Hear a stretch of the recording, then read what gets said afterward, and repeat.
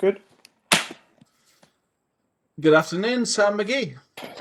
Good afternoon. How are we? I'm doing really well. How are you? How are you doing in this challenging times? How's the Irish badminton just now? Yeah, the good thing is we're in lockdown, of course, as a country, but we can still train, and that's really good for us. Kind of keeps us busy, and we have our own training venue where there's no public in it. So, in terms of badminton, it's as good as it can be, really. And is it very strict? I was just talking to Alex there about getting tested, and he's had something like 13 tests or something like that. Is it? Have you get tests regularly, or how does that work? At the minute, we only get tested as we travel. So in training, we just take our temperature, and if we have any symptoms, we don't come to training. It's simple as that. So we haven't. It's not as strict, maybe as Scotland as it sounds, but we're only getting tested when we travel or if we're going anywhere, which hasn't been too many places recently. Alex was just mentioning actually about having the latest one was self-test. Actually, they had to do the test themselves, kind of thing. Yeah, which was Oh, pretty. okay. Yeah, it sounds pretty graphic, but there you are, kind of thing. So yes, yeah, it's a difficult time, isn't it? Obviously, the rest of the country's in lockdown, so the clubs and that aren't playing. The facilities aren't open, I guess, right? No. Yeah, everywhere's closed. So only at the minute, it's only elite athletes that can train and play, which is Yeah. sad. Even the juniors, the elite junior players, they can't train either. So Yeah. at the minute, it's only elite players. A group, I think, of 12 to 14 of us that are allowed to train. Yeah, well, that's one thing, I suppose. And is it where is it you live, Sam? Dublin, Oh, it's nice. in Dublin. Yeah, Is it that's good? where we have our. Are the good? Is that where the National Training Centre is? Is that what's that called as well? Yeah, there's a new campus in Dublin where they're trying to bring all sports together. So we just recently moved there within the last year. It's actually called Blanchardstown, the National Arena. So the Irish Open's been there the last couple of years, but we've only recently moved there within the last, I'd say, last year. So that's our full-time base now. So it's kind of like the Irish Sports Council is trying to bring all the sports together into one big Facility. campus or whatever sports Almost can like train. almost like an arena, I suppose they would call it, isn't it? Yeah, it's a huge arena. So actually, in the building that we're in, there's a gymnastics center, there's an indoor athletics, and then there's an arena for all events, and our courts are in there at the minute. So Is it quite yeah, it's a great impressive? place to be. Is it impressive? Yeah, yeah, it's very impressive. We're actually the first sport to be in it. When it opened, Irish Open was the first event in it, and it's only new. A lot of it was meant to be built back before the recession came, and now it's only all these places are starting to open up now. And yeah, we're very lucky to be able to have it, to be honest. And what was your old facility like, Sam? We rented courts from a college. They had like a sports hall, and because we had nowhere to train Yeah. from the Irish Sports Council, Badminton Ireland rented courts from them, and they were also very good to us. It was like a student college, and they give us as much time as we needed to train, and they used ours around us. So yeah, it was great. It was called Marino Institute of Education, and it was kind of like a smaller type of hall, but it was everything we needed at that time. Yeah, it's fantastic. And so have you been in Dublin for a long time? You're not from Dublin originally, no. No, I'm from Donegall originally, and I was in Sweden for a year and a half, and I was in Denmark for about 3.5 years to 4 years as well, training. So, and then I moved back to Dublin when the centre started to open up. Absolutely fantastic, isn't it? And are you very local? Do you live very local to it? Is it handy for you? Because obviously long training hours, right? I live about, well, at the minute it's about 10 minutes because there's no traffic, but when there's Dublin traffic, probably about 25 minutes away, maybe less. But Is it dead? Is at it? the mo- Is the city dead? Does it feel quite ghostly? yeah, I think I actually thought it would be a lot worse. I thought there'd be like no one about, but it's still a little bit of traffic, but like nothing compared to what it normally Than what it is. normally is. I know Dublin can be really busy. Yeah. So okay, I'm going to start It's with the questions. Let's get to know you a little bit, if that's okay. So okay. your full name, please. Sam McGee, Samuel Marcus McGee is my on my passport. Marcus. Okay. Yeah, Where does Marcus come from? I honestly don't know. Don't you? I don't know. No, it's You don't have an just a middle uncle. You name. don't have an uncle. You don't have a granddad. You don't have a great granddad. You don't have anything like that. You remember? I would say it's probably just because we're such a big family that it was probably one of the few names left, I think. But the nobody's So, had. it could be more that reason than anything else. And your age? I'm 31 now. 31. And you're from Donegall, is that right? Yeah, from Donegall originally. That's where I grew up. So tell me about badminton in Donegall. It's very small scale. But how big is the town? Or is it a The town or is it a town, city? Hmm. yeah, it's a town. There's probably about 1,000 people in it. So, Well, yeah, small town. Um, but there was no real facilities. We played like in a local hall, one court. No real coaching, and just more or less just played. In Donegal itself, there is like some good leagues, is it like just normal, like club like you league, say, right? church leagues, yeah, club leagues that play. But in terms of badminton itself, there was nothing really there. So it was just like me and my brothers and sisters were playing against each other and getting better. So Yeah. when we started out, Let's go back to, let's not jump ahead. Let's go to the questions. Your brothers and sisters, yeah, that is the next question. okay, Go on. they So, always come up. yeah. Yeah, so I have um, all my family really played. So I have 8 brothers and sisters. What? So Go on. yeah, it's a big family, and they all played to a certain level. But Did the main ones was Dan and Chloe, myself, and Josh. Really followed badminton. Um, so Dan, when I was growing up, I played a lot against him, with Chloe as well, and then Josh was my younger brother. He came along towards the end. Um, so Dan went into coaching, and myself, Chloe, and Josh went on to be professional players. So it's yeah, it was always good to have family members to play against and How push was each other to get better. how was that? How was that? So when you went to the club, was it what was the hall like? What, was it a clubhouse? Was it a church? What was it? Yeah, it's like an old church hall. Like it was quite high, but it's only one court, and it was a very old building. Cold as well. So it was like nothing like the facilities we're used to now. But it was actually No. it was perfect But it was for. high, like you couldn't reach it. No, it's a perfect height Yeah. actually. It's a really high building, which is the main thing. Which a lot of the other halls you went in Donegal No. didn't have all the necessary requirements. Any radiators around the side?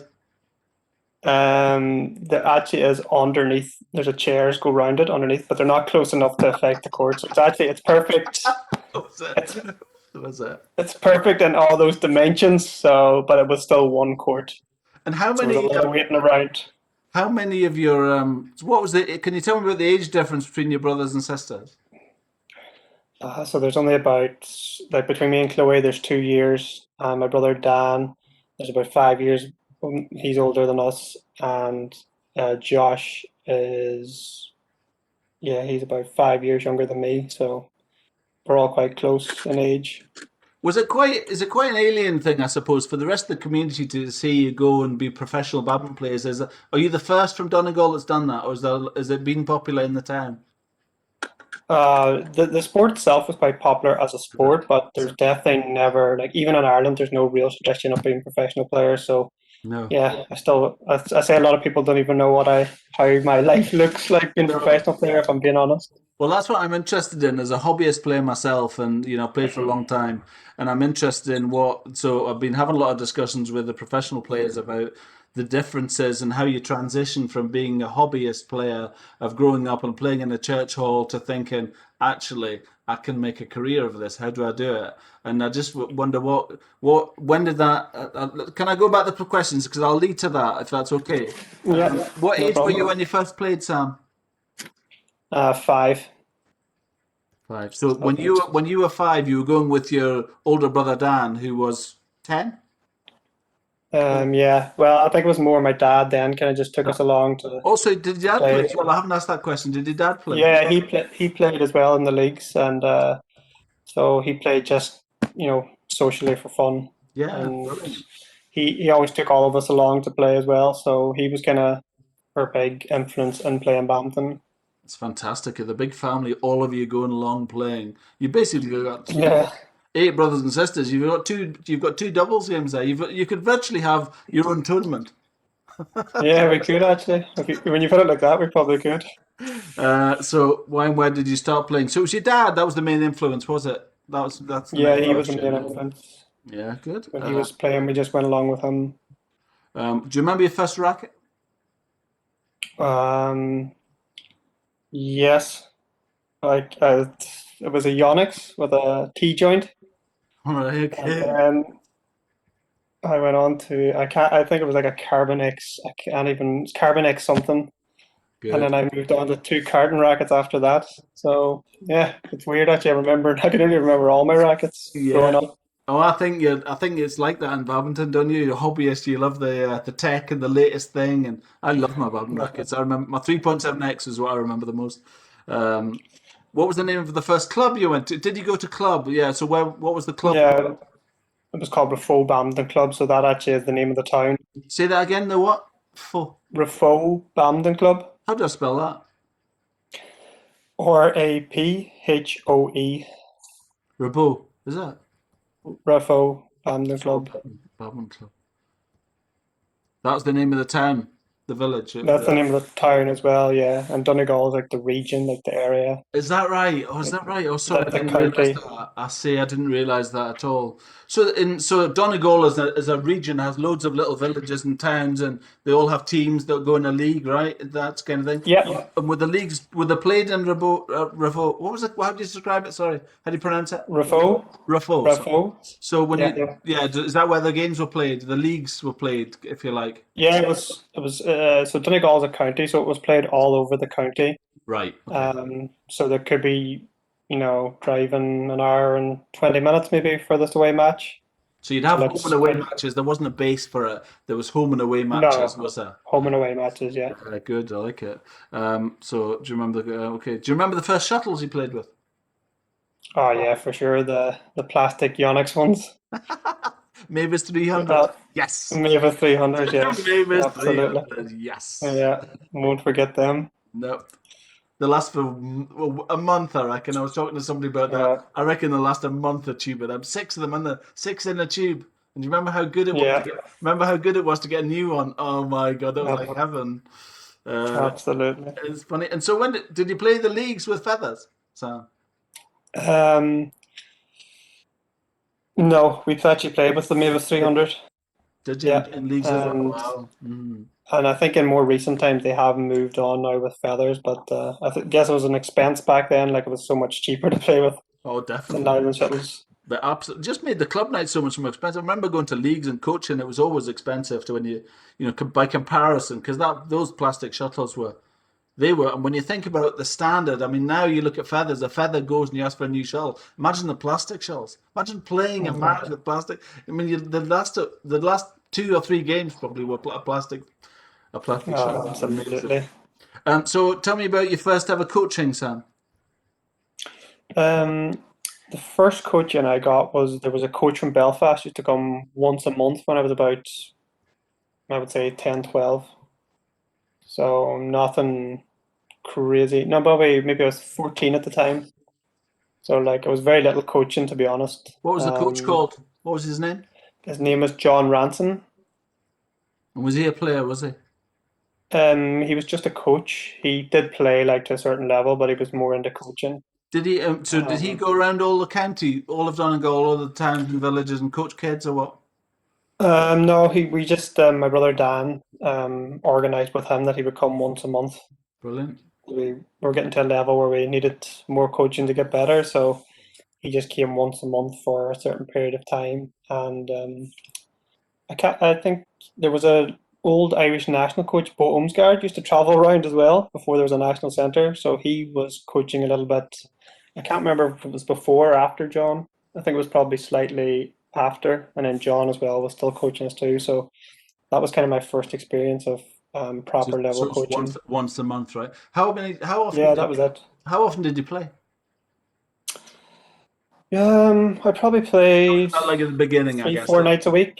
Was it? Hmm. Yeah, like just it wasn't there was nothing fixed or regular. It was just you called someone, do you want to play, do you want to practice, and that was it. And if you were doing something else, then you did something else. So it wasn't like I wasn't like structured. When I look at the kids now in Ireland training, like their training's so structured. Like they have training every day with a coach, and I never had anything that even resembled that at all. No. And did so you just had access to the hall whenever you wanted it? Yeah, because my dad had keys to the hall, so we had access whenever we wanted. So we were blessed in that regard. And And was there little we're else to not. do? Was there little else to do in the town, Sam? Was it quite a small place? When you were growing up, was that, well, what else we're going to do, kind of thing, or was it lots of other Yeah, things that's it. going It's on? just there was a lot of sports clubs, and that was you just joined one of them, and that's where you spent most of your time. So yeah, that's basically it. Small town. That's the way life was. It was either And that being sports outside or the being in the pub, one family, or the other. outside the family, was it popular? Um, in the town itself, it's quite popular. There's quite a lot of people play, but Like yeah, it's when you were not. growing up, when you went down, was it mostly just the family? You didn't have friends that you went with. It was just you and family and sister. Yeah, there was some other people my age, my friends, that also would play too. A couple of cousins and then a couple of other people as well. So, but mainly my family, and then there was like a club with other members too that used to always practice as well. So it wasn't just my family, but mainly my family, to be honest. Wow. And so, did your dad run the club? Did you say? Yeah, when I was growing up, he was taking the juniors, but just if anyone asked him to join, they just joined up, and he wasn't. He was kind of just making sure everyone had a good time rather than It's really good. specific coaching than anything else. That's good. I interviewed a chap called Bob Ula in Glasgow, who is a junior coach, and he just does junior coaching. If you want to have it, you'll see that video online. He's only interested in teaching beginners, and it's all about fun, right? It's all about, and everybody I've talked to actually have said that, there's always been somebody that's been the guy that said, when I think back, he's the guy that made me love it. He's the guy, Yeah, there's always somebody that gives you structure, that tells you what to do. But before any of that, there's always somebody there that was, he's instrumental. And that guy's important, right? That guy that, yeah. having that kind of grassroots person that just wants you to enjoy it, and then you love it after, right? So good. I think they're Um, probably the most important, to be honest. yeah, I've certainly grown. And is it popular now in Donegal? In the area, is it as popular as it was when you were growing up? Yeah, Is it's it? probably it's probably every bit as popular, if not more. So it's a good tradition there. It's kind of one of those things that's ingrained in the culture a little bit. So I think it's always going to be popular to a certain extent because these small towns they have a club like and it's a focal point. So I think it's always going to have a certain amount of popularity. Don't take it for granted because believe me, it's not everywhere, but it's diminishing a lot. So, All uh, right. yeah, oh yeah, big time. People at clubs are struggling, and where I live in the Scottish borders, they had a league which consisted of several teams, maybe 20 teams, and the whole thing. They went from it got to the stage a few years ago where they struggled to get six people to play in a team for each area, each town.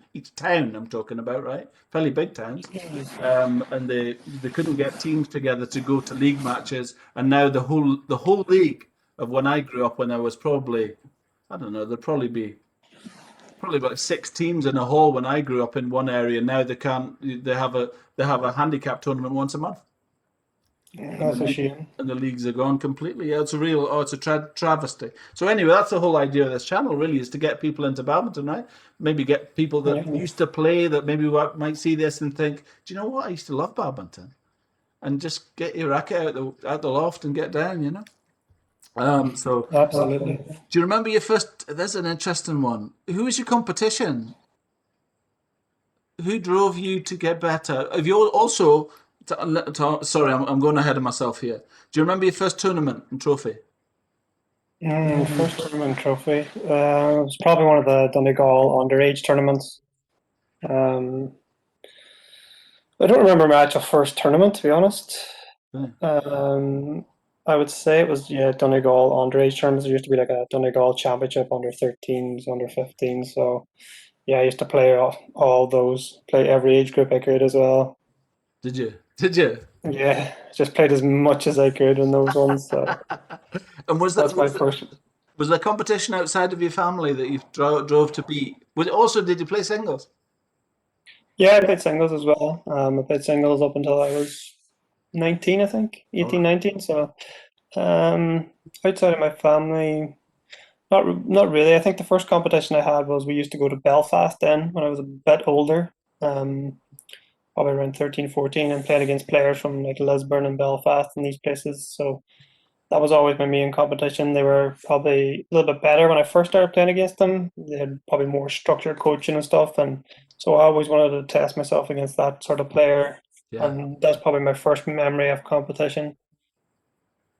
And when did you get into proper coaching? Like you said, John came down and Bo. When was your how good was your technique? I suppose were you coached very heavily, or were you just did you feel you were a bit of a scrambler back in the day, or were you always very structured, good footwork, good coaching, good discipline? What? No, I think I was probably, yeah, lacked a lot of technique and basic footwork when I was younger, and I think John helped us with that a lot. Yeah, Also, I remember watching videos when they first came out and trying to learn that way because I didn't have as much coaching. yeah, Um, so I think the first time I really had structured coaching was when I went to Sweden. right. But I think like in general, my technique and stuff was okay. Of course, Of it would be course. better to be starting out with a good coach and getting technique down when you're really young. But I think in general, it wasn't as bad as probably it should have been with the lack of coaching. But it was quite okay. But yeah, bits of coaching here and there I think helped. And every time I got coaching, I really appreciated it because when you're not having it every day and you're just expecting it, I think you really appreciate it a lot more and you have a more desire to learn. And when the coach says something, you really try and pick it up because you know how crucial a session is then. And how was it going to? What age were you when you went to Sweden, Sam? I was 17. Yeah. Um, I finished. There's in Ireland you can do an optional year of school where it's kind of like you can skip it or you can do it kind of a bit more. It's not really a year of studying. It's kind of growing as a person. So I skipped that. So I finished school like a year early at 17, and I went to Sweden then that year. So I was quite young. I was kind of went to Sweden over the summer, and I was coming 18 in January. So I was quite young moving away Yeah. when I went to How Sweden. was that for you? That must have been quite difficult with such a big family and close community around you to go. Was that, are you on your own? I guess. Actually, my sister Chloe was there. Did She had you went over the year before, really? Really? and Oh, I see. yeah, and there's actually a link. There was an Irish coach there. Really? Um, so he was from Ireland, Yeah. but he'd moved to America and played in the Olympics for America, Hmm. and moved to Sweden to play league badminton, and then fell in love with a Swedish woman and married her, and then ended up staying there. So Really? yeah, it was really random actually because there was no tradition in badminton in Ireland, and for someone like Tom to be there, Tom Reedy was his name. What was his name? Sorry, Tom Um, what? Tom what? Reedy. Tom Reedy. All right. Okay. Yeah. So for him to be there in a club in Sweden, he had been over to Belfast, brought his players over to meet John Ranson actually, Right. just to have a different training experience for the Yeah. Swedes. And then Chloe went to see them and train with them a little bit, and Tom offered her a place in the club. And then when Chloe went that year, I decided to go the year after. So it was all a bit random. It was nothing planned or structured Where did to make that move. where did you stay? There was an apartment that one of the parents in the club had owned, so we stayed there. Me and Chloe was there, and there was one other guy from Northern Ireland who actually went over as well, and he later went on to become a coach, Who's that? and he was Andy Stewart. He's not Andy Stewart. There's a Welsh Andy Stewart, but Andy Stewart is from Northern Ireland, and he was actually recently the GB coach. Right. Um, Up until recently, so he was coaching with GB too. So yeah, that's where he started out coaching. So there was three of us there, which was good. And so there was like we were able to speak English to each other, which helped. And That is we kind absolutely. of And how was there a lot of yeah, English? Is there a lot of English speaking? Is it? I think they're pretty good, aren't they? They're pretty good at speaking. yeah. The Swedish all speak perfect English, so there was no problem communicating with them. I think their English might be better than our English, so maybe we speak it with a Is that where Irish Federer's from? accent. Roger Federer's from Sweden, isn't he? Is he? No, he's not. No, he's No, he's not. Swiss. He's, well, he's Swiss. He's Yeah, Swiss. I need Yeah, so. that's my geography. That's that. Can't say any more about that. That's fine. So doubles, that's fine. Your main event growing up was it singles growing up? You know when you I played. did you envisage being a professional singles player? Um, no, I don't think so. I always prefer playing doubles, Did you? if I'm honest. Always prefer playing doubles. So I trained a little bit of singles when I first went to Sweden, and then Tom and me had a discussion, and I just prefer training doubles so much more. Just it's quicker and it's faster, and singles is such long, kind Yeah, of a bit slow. Sometimes you're doing the 1v1 exercises where doubles is always fast paced and yeah. it's quick. So Tom wanted me to continue for another while, just to keep the movement and different stuff through singles, but I just said to him I was more interested in focusing on doubles and having a good start in it rather than continuing singles. And how's your when it comes to coaching and that kind of thing, Sam? How's your discipline? I've been interviewing a guy called Andy Cook, who's the Scottish national coach over here for a number of years. Really exceptional coach, and he's a very heavy duty kind of. He's an older guy, MBE, I should say. He's but he's very physical. What's your training regime like? And how has it been? Um, How's it been growing up? But did you have you always been? You're obviously quite slim. Have you always been quite disciplined on your own? when you say training in terms now, or Fitness. Well, even growing up, yeah, when you first, before you went and got training, when you were going to badminton all the time, obviously kind of keeps weight off you because you're fit anyway. But were you conscious back then of physical exercise to help your badminton? no, not at all. Right. When I was growing up in Rafo, like we were literally just playing and training badminton. I didn't do any weights or I did a little bit of running by myself and I played other sports as well, but it was only when I first went to Sweden that I really took on the physical side of it. And in hindsight, it was probably, yeah, it was maybe a little bit too late at Really? 17, starting out. I think now, of course, professional badminton's become so physical, like you need to be starting when you're 15, getting good basic techniques for weights and running and stuff. So, yeah, I don't think it was part of my career. I was always conscious I needed to be better at it, but I wasn't something that I was doing a lot when I was younger. Yeah. I would disagree. I was watching one of your matches the other day, a mixed match. I can't actually remember which it was, but I was actually it's not too smash. I think everybody seems to expect smashes now. It's become so heavy. It's become so, I think part of the beauty of your game was so much touch, so much kind of finesse that isn't they don't it's not expected, I don't think. I can't, do you know, I can't, it's quite frustrating. I can't remember what match it was, but I just remember watching it and thinking, they were playing shots that you just don't see. It wasn't a heavy. There was a lot of drops. There was a lot of disguise. There was a lot of drops. There was a lot of that. It wasn't, everybody just seems to expect such physical smash, smash, smash. Everybody emphasizes on defending smashes all the time now. They virtually don't expect drops, which I think you're particularly Yeah, good at. To be fair, I think that's to your credit. To be fair, but I just, yeah. So you got a lot of physical training in Sweden.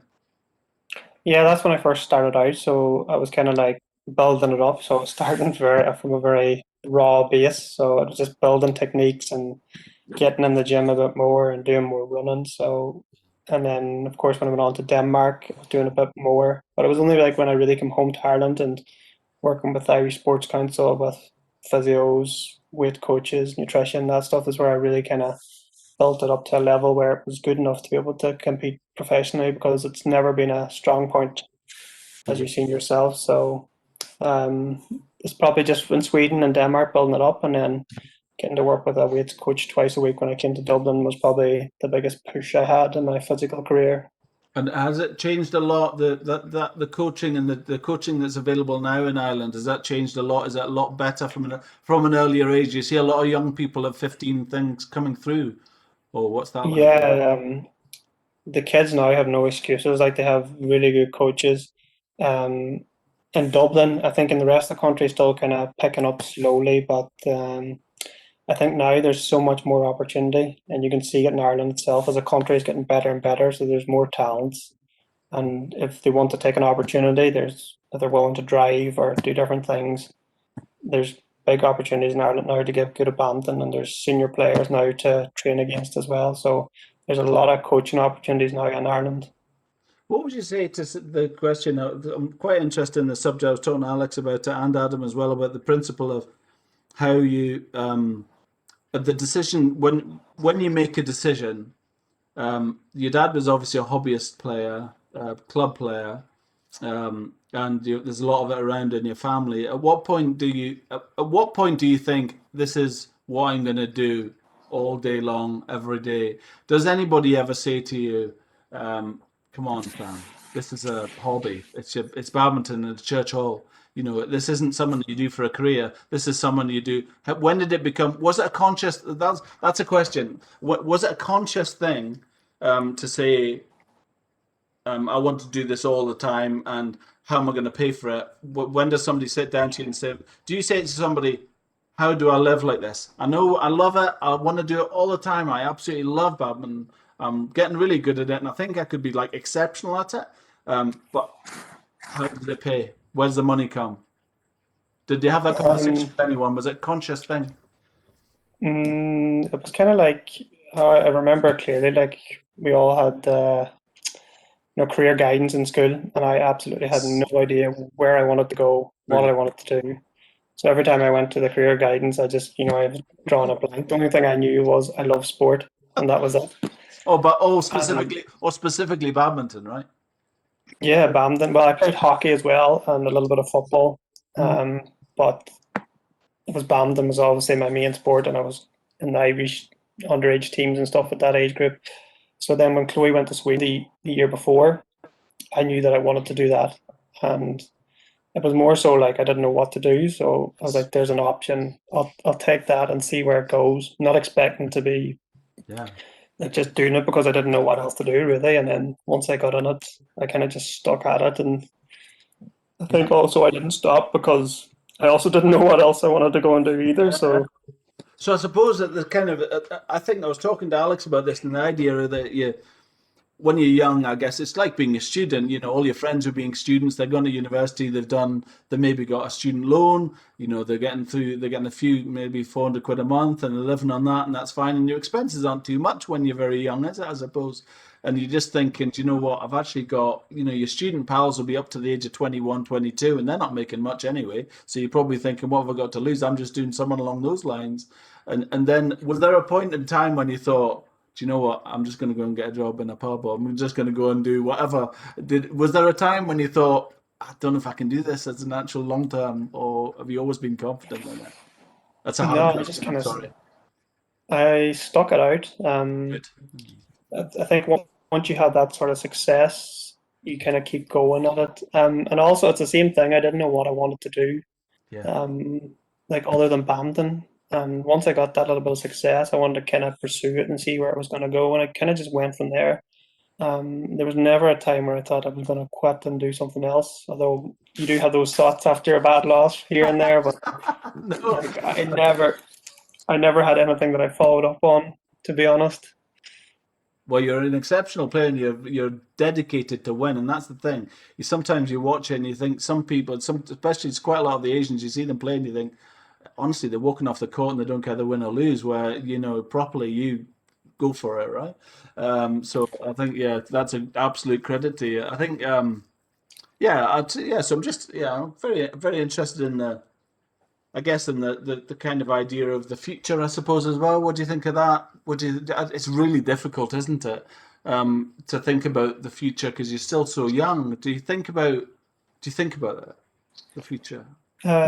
When Yeah, and you said, definitely. I don't know what I'm going to do, kind of thing. That thing, I don't know what else I could do. How do you feel about that now for the future? Yeah, I'm definitely going to go into coaching, Oh yeah, but how that's going to look, I don't know. I don't know if it's going to be foreign. I don't know if it's going to be in Ireland.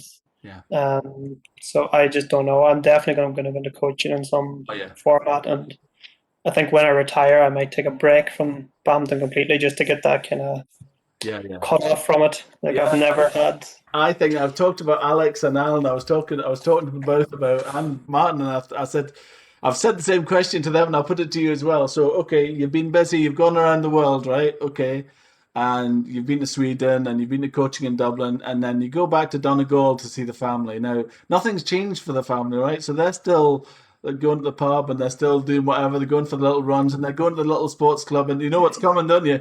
They're going to the sports club in Donegal in what's it called? Ravo. What's it called? What's the expression then? Raffo. Ruffo. I've got terrible names. Ruffo. So you're going in a Ruffo, and they said, right, it's club night. Sam, are you coming along? Yeah. What's the answer? Absolutely. Absolutely. Would you go? Would But you? still, no, absolutely, yeah. Like I would still go to the club when I go back Would sometimes if you? people need Would to you? play. Yeah, for sure. For sure, I go home and play with the club players sometimes just for fun, and it's I'm social telling you, too. you're an exception. Oh, really? Oh, everybody said no chance. Are you joking? I've been coaching like mad, 7, 8 hours a day, and I go home at night, and so my mate says, "Do you fancy a wee hit down at the sports?" No danger. Oh no, no, no, no, no. Good one. Okay. Right, let's leave it at that, can we? If that's okay, that's been awesome. That's 35 minutes. Would you believe that? Flies by. Is that 35 already, is it? Isn't it incredible? So that was awesome. If you don't mind, I've got some more questions, which I'll come back to if I Yeah, can, if I can, and maybe schedule fire another call away. for. Are you busy next weekend? No, I should be around, yeah. Good. I'll drop you a message. Right. Thank you for your time. Perfect. That was No problem awesome, at Sam. all. I really enjoyed it. I'll Brilliant. send. You'll see it on the. You'll see a link. Right. Thank you. Perfect. No Have a nice problem. Take care, weekend. Thank Martin. you.